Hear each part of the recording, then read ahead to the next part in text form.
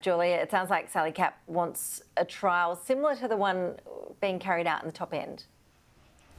Absolutely. She wants that trial to bring students back to Melbourne, and it is really modelled around this trial that was undertaken in the Northern Territory at the end of last year. So that was when the federal government brokered a deal with the Northern Territory government as well as Charles Darwin University. We saw charter flights bringing more than 60 international students from a range of countries back into Darwin so they could resume their studies. Now, the students, they had to undergo 2 weeks of quarantine at the Howard Springs facility. Sally Cap wants that done here in Melbourne. She's right now in discussions with Melbourne University and RMIT about exactly what this program would look like here in Melbourne and how many students would be a part of it.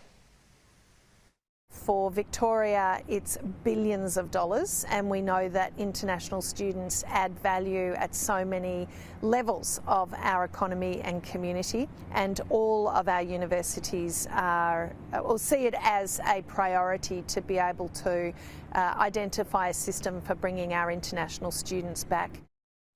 Now, Victoria is restarting its hotel quarantine program on the 8th of April, bringing back 800 international arrivals every week. That will be scaled up on the 15th of April to 1,120 international arrivals. Now, the government says at this phase they want a portion of those arrivals to be international students or people from an economic cohort, something that the federal government says is against the guidelines.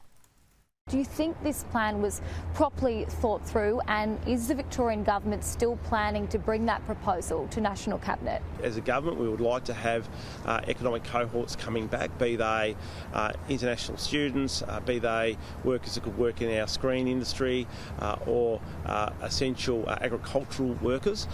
But those matters need to be worked through and discussed with the federal government, because the federal government's got those responsibilities for border control.